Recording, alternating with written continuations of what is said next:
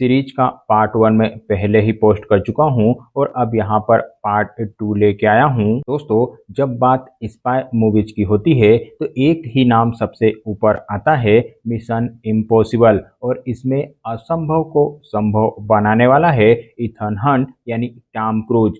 1996 में शुरू हुई यह सीरीज हर फिल्म के साथ और भी खतरनाक स्टंट्स और मिशन लेके आई, चाहे वो ऊंची इमारत से लटकना हो, हेलीकॉप्टर चेज हो या फिर उड़ते हुए हवाई जहाज से लटकना।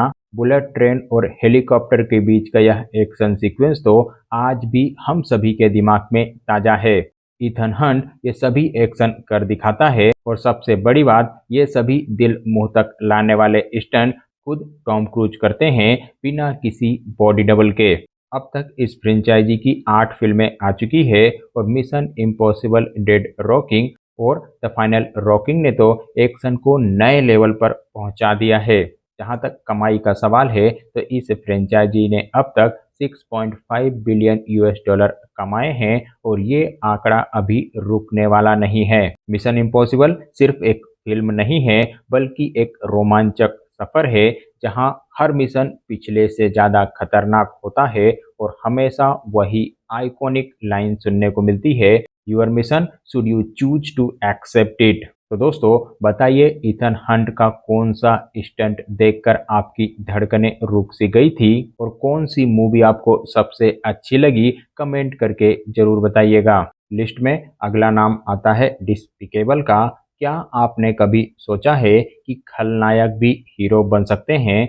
यही है कहानी डिस्पिकेबल मी की, जहां गुरु दुनिया का सबसे बड़ा सुपर विलेन बनने का सपना देखता है, लेकिन उसकी जिंदगी बदल जाती है जब 3 प्यारी बच्चियां और ढेर सारे शरारती मिनन्स उसकी दुनिया में आते हैं। 2010 में शुरू हुई ये फ्रेंचाइजी सिर्फ बच्चों की ही नहीं, बल्कि हर उम्र के दर्शकों की फेवरेट बन गई।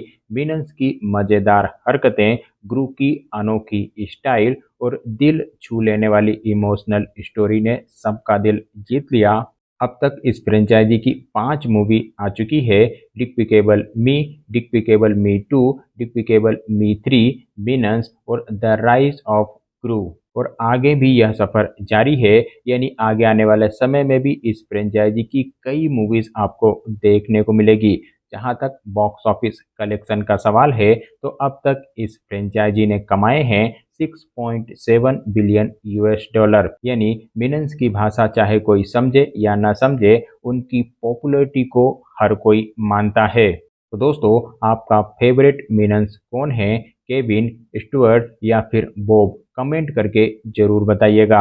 लिस्ट में अगला नाम आता है Pirates of the Caribbean. Why is the rum always gone? यह स्टेटमेंट तो आपने कई बार सुना होगा। जी हाँ दोस्तों, ये है उस पायरेट्स की कहानी जिसने रोमांच को बना दिया लीजेंडरी। मैं बात कर रहा हूँ कैप्टन जैक स्पैरो की। 2003 में the Curse of the Black Pearl से शुरू हुई पायरेट्स ऑफ कैरिबियन फ्रेंचाइजी ने हमें दिया रोमांच, ह्यूमर और सी बैटल्स का ऐसा तड़का जो पहले कभी नहीं देखा गया। और जॉनी डेप के आइकॉनिक किरदार जैक स्पैरो को कौन भूल सकता है? उसका मजाकिया अंदाज और चालाकी ही उन्हें बनाती है सबसे यादगार पायरेट। अब तक इस सीरीज की 5 फिल्में आ चुकी है, जिनमें dead man chest, at world end, on stranger tide और dead man tell no tales शामिल है।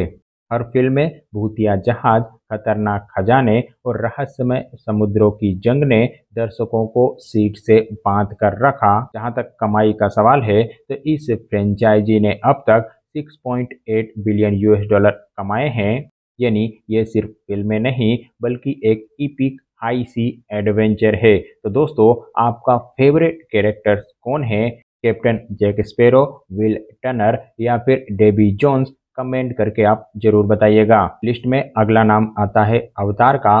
दोस्तों, जब भी हम सिनेमा की सबसे खूबसूरत और जादुई दुनियाओं की बात करते हैं तो सबसे पहले दिमाग में आता है जेम्स कैमरन का अवतार। 2009 में आई पहली अवतार हमें ले गई पेंडोरा की अद्भुत दुनिया में, जहां नीली चमड़ी वाले नवी लोग चमकते जंगल और उड़ते हुए बेंसी हमें दूसरी ही गैलेक्सी का एहसास कराते हैं। और हाँ, इसने बॉक्स ऑफिस पर भी इतिहास रच दिया था, बन गई उस समय की सबसे ज़्यादा कमाई करने वाली फिल्म। फिर आया 2022 में अवतार द वे ऑफ वाटर। 13 साल के लंबे इंतजार के बाद जेम्स कैमरन ने फिर से मैजिक कर दिखाया। इस बार कहानी पानी के नीचे के नए संसार की दिखाई गई और टेक्नोलॉजी इतनी जबरदस्त थी कि देखने वाले दंग रह गए। मुख्य किरदार जैक सुली और नेत्री अपने परिवार के साथ हमें दिखाते हैं कि प्यार, परिवार और प्रकृति के लिए ही लड़ना असली ताकत है। अब तक अवतार फ्रेंचाइजी ने कमाए हैं लगभग 7 बिलियन US डॉलर। और खास बात यह है कि अभी और 3-4 पार्ट आने बाकी है। फ्रेंचाइजी की ओर से 2031 तक का शेड्यूल पहले ही अनाउंस किया जा चुका है, यानी आने वाले सालों में पेंडोरा का यह सफर और भी शानदार होने वाला है। तो दोस्तों, आपको अवतार की कौन सी चीज सबसे ज्यादा पसंद आई? पेंडोरा की जादुई दुनिया, नबी का कल्चर या फिर जेम्स कैमरन का विजन? कमेंट करके जरूर बताइएगा। Autobots roll out.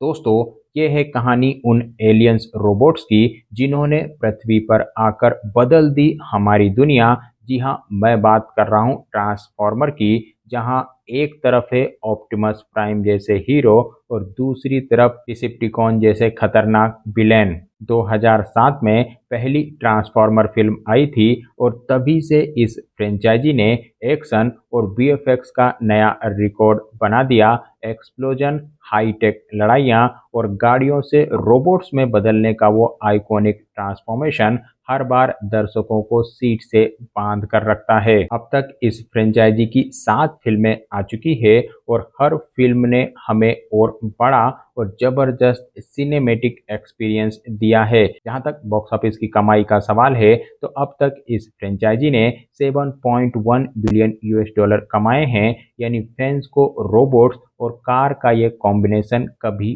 बोर नहीं करता। तो दोस्तों, बताइए आपका फेवरेट ट्रांसफॉर्मर कौन है? ऑप्टिमस प्राइम, बम्बली बी या फिर मेगाट्रॉन? कमेंट्स करके जरूर बताइएगा। दोस्तों, इस लिस्ट में अगला नाम आता है डीसी एक्सटेंडेड यूनिवर्स का। जब बात हो सुपर हीरोज की, तो डीसी एक्सटेंडेड यूनिवर्स को भुलाया नहीं जा सकता। ये वही दुनिया है जहां सुपरमैन आसमान में उड़ता है, वंडर वुमन अपनी ताकत से बुराई को हराती है और एक्वामैन पानी के अंदर साम्राज्य स्थापित करता है। हालांकि इस फ्रेंचाइजी की कोई फिक्स सीक्वेंस नहीं है, अलग अलग सुपर हीरोज को लेके मूवी बनाते हैं। 2013 में मैन ऑफ स्टील से शुरू हुई ये फ्रेंचाइजी हमें लेकर आई सुपर हीरोज की उस टीम तक जिसे हम कहते हैं जस्टिस लीग। साथ ही इन्होंने दिखाया फ्लैश की स्पीड फोर्स और शहजाम का मजेदार जादू। और हर कैरेक्टर, हर मूवी ने DCEU यानी डीसी एक्सटेंडेड यूनिवर्स को बनाया और भी खास। इस यूनिवर्स की सबसे बड़ी हिट रही एक्वामैन, जिसने अकेले ही 1 बिलियन डॉलर से ज़्यादा कमाए। और हाल ही में the flash, black Adam, the suicide squad जैसी फिल्मों ने इस सफर को और आगे बढ़ाया। जहां तक कमाई का सवाल है, तो इस फ्रेंचाइजी ने अब तक करीब 8.9 बिलियन US डॉलर कमाए हैं। और आगे आने वाले सालों में जेम्स गन के आने से डीसी यूनिवर्स से फैंस की उम्मीदें और बढ़ गई है, यानी कई बेहतरीन फिल्में इस फ्रेंचाइजी की ओर से आगे आने वाले समय में देखने को मिल सकती है। तो दोस्तों, बताइए आपका फेवरेट डीसी सुपर हीरो कौन है? सुपरमैन, वंडर वुमन या फिर इस फ्रेंचाइजी की कौन सी मूवी आपको सबसे बढ़िया लगी? कमेंट करके जरूर बताइएगा।